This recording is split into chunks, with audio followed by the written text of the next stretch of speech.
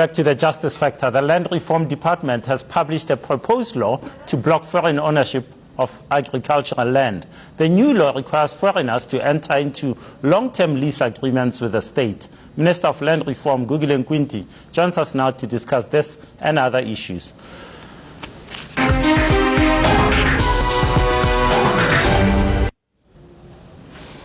Minister, welcome to the show. Thanks so much for making the time. Can I ask you, you are in your official position, but you also sit as the head of the economic cluster. Today we heard that the president had asked the finance minister to come back.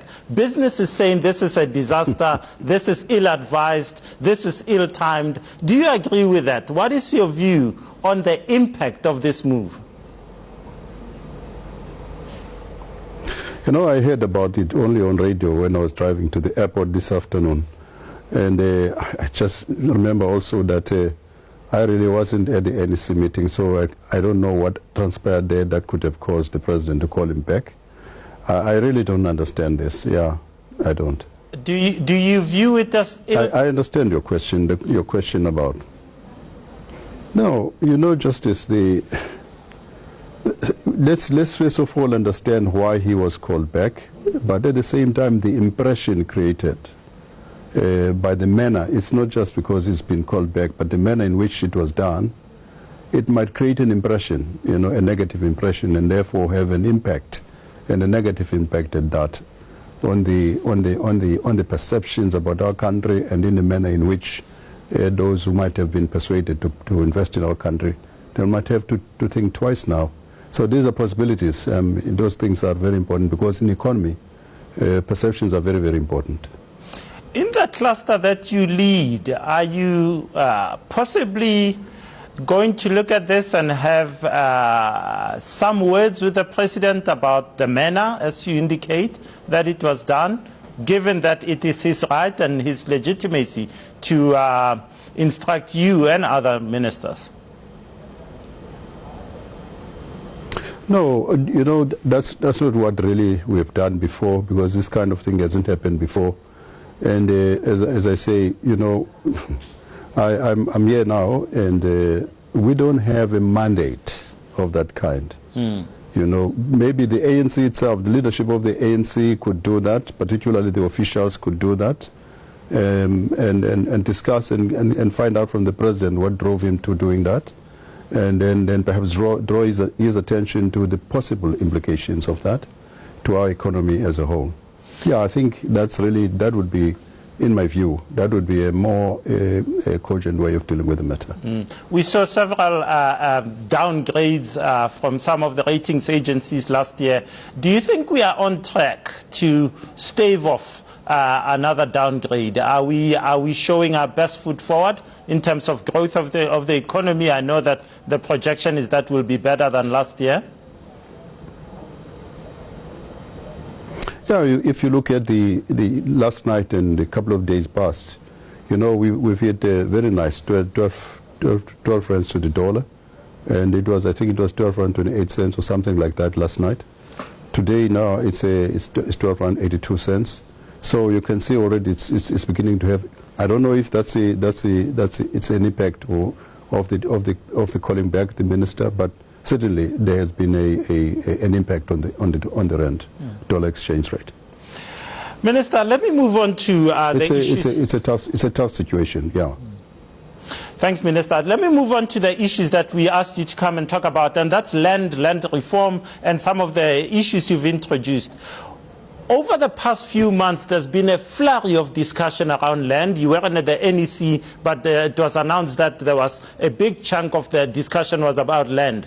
Now, is this because of pressure, political pressure on the ANC, on yourself from left forces, left organizations, say like the EFF? Is this a populist move, as some are saying? This talk on land that the ANC hasn't done much of in the past 23 years? No, I don't. Well, look, this is politics, Justice. You see, because suddenly there is a very big talk about land should return to the people. That's always been a program of the ANC. But the question is, how do you achieve that? Now, there has been a discussion about doing so through expropriation without compensation, whereas the policy of the ANC, as we speak now, speaks about doing so through the just and equitable principle that is enshrined in the constitution of our land. So, effectively, I would like to really say something which I said during the State of the Nation address, to say, we're not anarchists as the ANC. We're more trying to actually do what Joe Slovo said we actually were doing. Joe Slovo was wise on this. He said that the mode of ascending to state power by the ANC was constitutional revolution. And if you look at it from that angle, even what the anarchy, that the EFF is propagating, it actually gives impetus to the revolution, the constitutional revolution that Joe Slovo talks about. And that's why then the last Lekgotla of the ANC, that's in February, Lekgotla started expressing aspirations in terms of how to expedite the process of transferring land from the minority, white minority, to black majority of South Africans. So basically you have now a situation where there are aspirations which have been expressed as if they were policy already when they are not. Aspirations which must then go to the policy conference in June, be tested there, and if they pass the test there, they go to the national conference, and if they do pass there, they become policy of the African National Congress, and then we implement that. At the moment, that's not the case. But the aspirations are becoming louder. President Zuma said in a meeting with with traditional leaders that expropriation of land without compensation is something that should be on the table.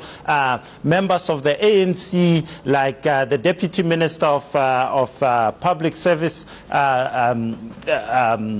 Jojo, said that the ANC should have voted with the EFF when the motion was put in Parliament to remove Section 25. So my question is this: would the ANC go that far at its policy conference? Is that a sentiment that you personally believe in, that Section 25 should be looked at again? No, Section 25, you see, Justice, thanks for that question, by the way. You see, as I said earlier on, the aspiration, but there is a standing resolution of Mangaung Conference of the ANC. That resolution affirms the just and equitable principle, in other words, transforming the land relations in South Africa through the constitutional means. So now, if we begin to talk about expropriation without compensation, first of all, we don't even have a constitutionally aligned expropriation act as we speak now. Secondly, we keep on talking about willing buyer, willing seller, and so on. So I'm talking institutional transformation now, Justice, if you listen carefully. Now, if you really look at it, the resolution is saying the just and equitable principle, and it says do away with the whole notion of willing buyer, willing seller, which was used as a constraint, whereas the Constitution doesn't have that clause. Then what we then did, and it says we must establish Office of the Valuer General for the country, and we've got that now.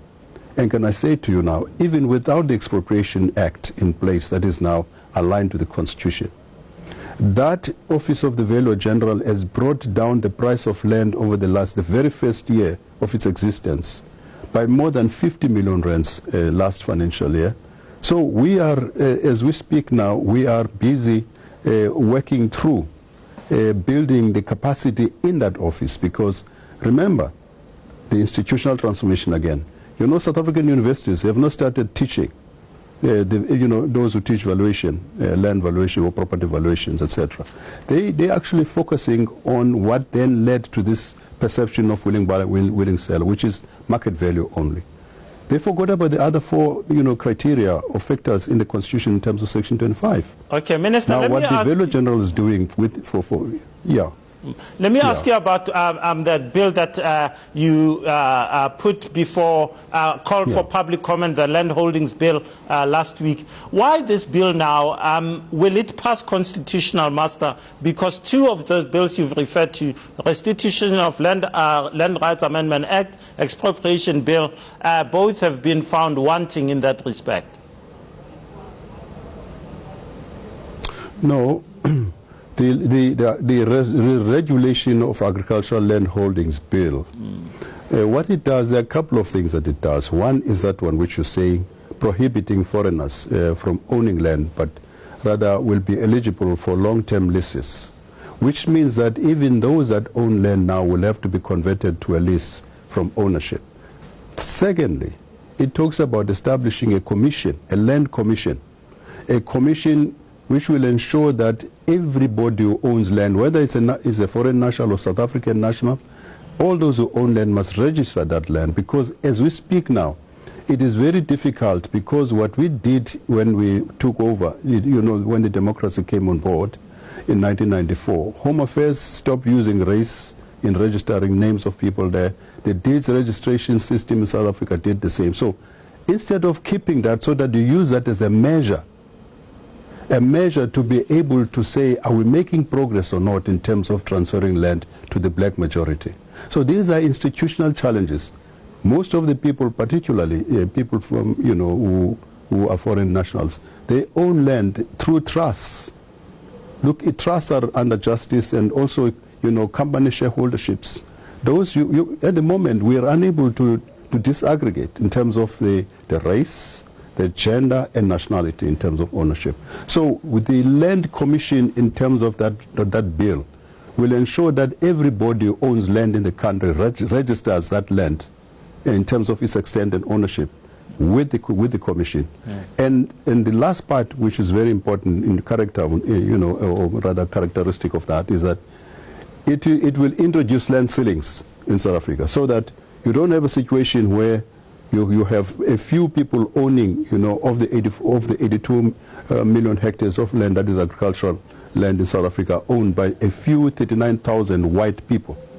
Minister Nkwinti, we are going to make sure that there are land ceilings. Thanks so much for making the time to come and speak to us.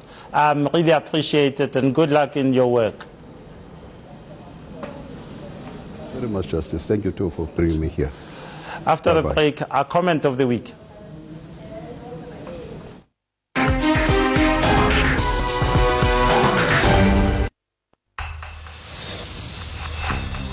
Centrum multivitamins have a new look and upgraded formulas to help you live life at 100%. Whether you need the nutritional support of Centrum or the specially balanced nutrient blends of Centrum Select 50+, the added ginseng of Centrum Active for increased mental and physical performance, or Centrum Kids to help with nutrition and growth. Choose the world's #1 multivitamin. Centrum. Be completely you.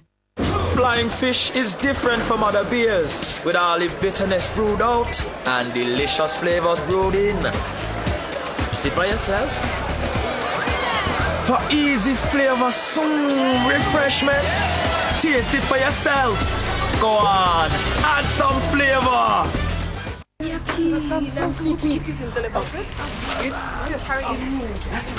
I heard she inherited money from an uncle in England. Hello.